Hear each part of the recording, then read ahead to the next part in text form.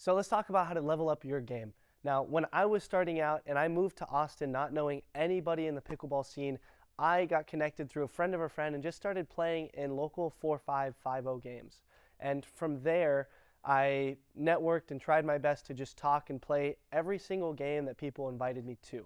It's about being outgoing when you go to these open plays or when you go to these events or tournaments, and not only talking to your partner, but talking to your opponents and talking to the people at open plays or this and that, and just try to put your name on the map, whether it be through and just try to put your name on the map through word of mouth first. Your game is going to do a lot of the talking, but when your game isn't there at first, then you're obviously going to need to put a face to your actual name. Then from there, I got connected to some better groups, and then one person, Zane in specific, decided to take a risk and invite me to some of the games. Now, I was the weakest one there by, I'd say, a long shot. I remember playing with like John, Deckel, and Zane, and I felt like I didn't belong there. And it probably took about a couple months in order for me to actually feel like there wasn't any pressure if I missed a drop, that I was the worst one or any this and that. And so it will take a little bit for you to, kind of mix in with those better players. But for the most part, I think the reason that I did it was because I was outgoing, I was friendly, and I also provided them with some sort of reason. And that reason was content.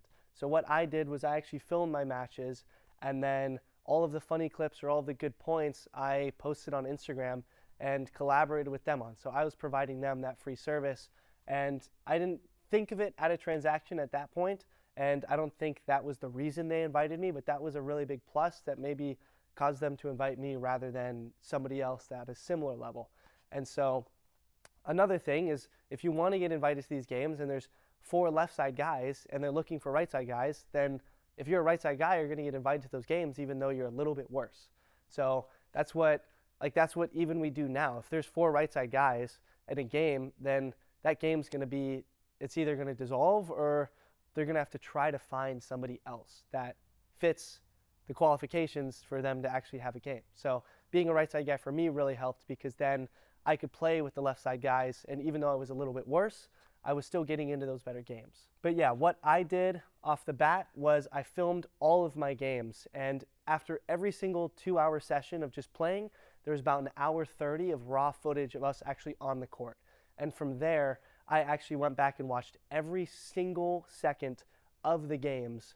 And what I did is I clipped up the good points and the funny points, but then from there, I actually sent questions that I had to the group chat or to people in specific that I knew. So for example, if there was a point where I sped up a ball, but I didn't know if it was a good speed up or not, then I sent it to somebody, and I sent it to Zane and asked him a question like, hey, was this a good speed up?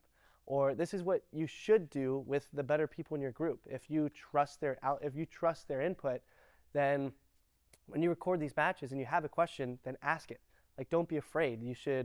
I definitely would try my best to say that communication is one of the most important parts of that. And that really helped foster a relationship off the court, as well as with, I'd say more intellectual stuff regarding the game, not just having fun on the court. So one of the best investments that you're going to have is invest in a little tripod. I know at first it feels awkward if you're at open courts and then you're the person that set the tripod up, but as long as it's not in an annoying spot and as long as you're not causing a nuisance with it, then I highly recommend that you watch your matches over. This is what really, really helped exponentially grow me as a player when I was starting out, because I was a 5-0, the same as all of these other people in Austin. And what really helped was watching film and having those mentors that helped me grow my game faster than other people.